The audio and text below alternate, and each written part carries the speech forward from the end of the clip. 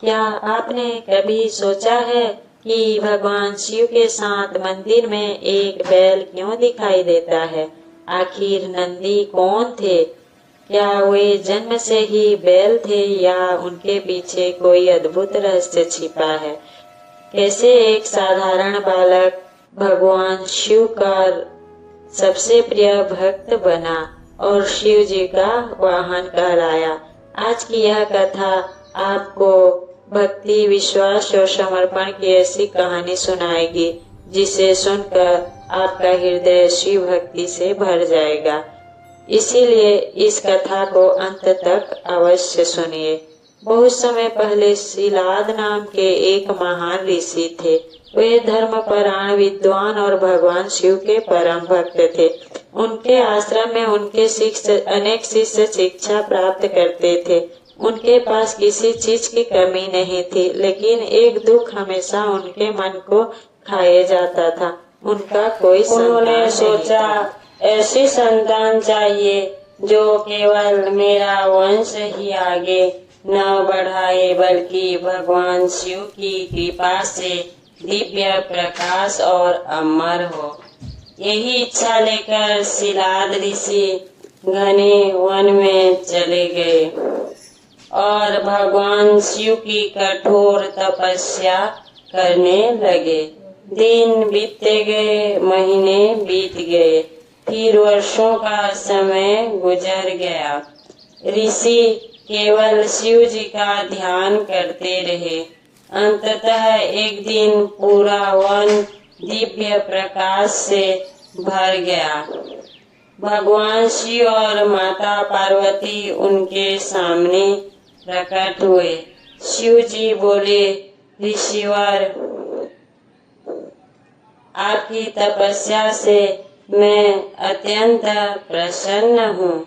आपको दिव्य पुत्र प्राप्त होगा जो मेरे परम भक्त होगा। सिलाद ऋषि ने भगवान को प्रणाम किया और प्रसन्न होकर अपने आश्रम लौट आए।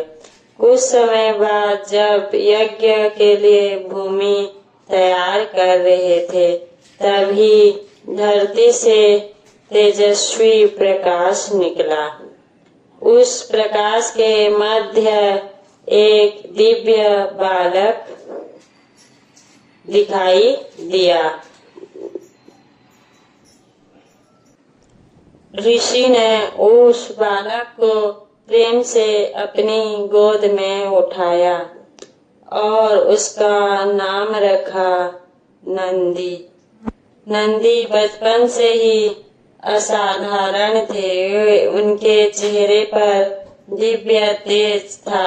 वे खेलकूद से अधिक भगवान शिव का ध्यान करना पसंद करते थे। हर समय उनके मुख से ओम नमः शिवाय का नाम सुनाई देता था। समय बीतता गया और नंदी बड़े होने लगे। एक दिन दो महान ऋषि आश्रम में आए। उन्होंने नंदी को देखा और ध्यान लगाकर भविष्य का विचार किया। फिर वे गंभीर स्वर में बोले, ऋषिवर, आपका पुत्र महान है, लेकिन इसकी आयु बहुत कम दिखाई दे रही है। यह सुनते ही सिलाद ऋषि का हृदय टूट गया। उनकी आंखों में आंसू बहने लगे। नंदी ने अपने पिता को रोते देखा। उन्होंने कारण पूछा। सिलाद ऋषि ने सारी बात बता दी। यह सुनकर नंदी तनिक भी नहीं घबराए। उन्होंने शांत स्वर में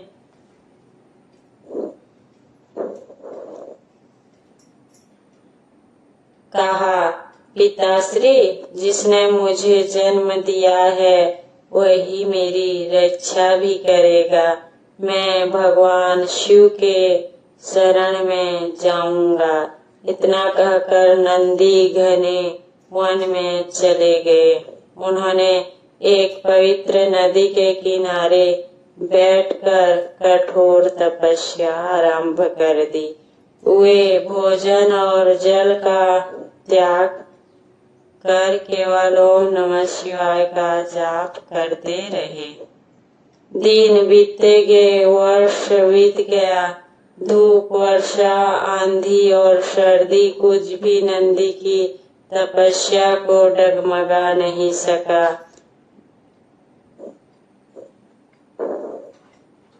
देवता भी उनकी भक्ति देखकर प्रसन्न हुए और आश्चर्यचकित थे। आखिरकार एक दिन पूरा आकाश डमरू के ध्वनि से गूंज उठा। चारों ओर दिव्य प्रकाश फैल गया। भगवान शिव अपने गणों और माता पार्वती के साथ नंदी के सामने प्रकट हुए। भगवान शिव बोले, वत्स नंदी, तुम्हारी भक्ति ने मेरा हृदय जीत लिया है। तुमने मृत्यु पर भी विजय प्राप्त कर ली है। नंदी ने भगवान शिव के चरणों में सर झुका दिया। शिव जी ने अपने कर कमलों से नंदी के सिर को स्पर्श किया और कहा, आज से तुम अमर रहोगे। तुम मेरे सभी गणों के स्वामी नंदीश्वर कहलाओगे। तुम सदा मेरे साथ रहोगे और मेरे वाहन भी बनोगे। इतना कहते ही नंदी का स्वरूप दिव्य हो गया। उनमें अद्भुत तेज प्रकट हुआ। उस दिन से भगवान शिव ने नंदी को अपना वाहन स्वीकार किया। यही कारण है कि हर शिव मंदिर में भगवान शिव के सामने नंदी विराजमान रहते हैं। भक्त पहले नंदी के दर्शन करते हैं, फिर भगवान शिव के दर्शन करते हैं।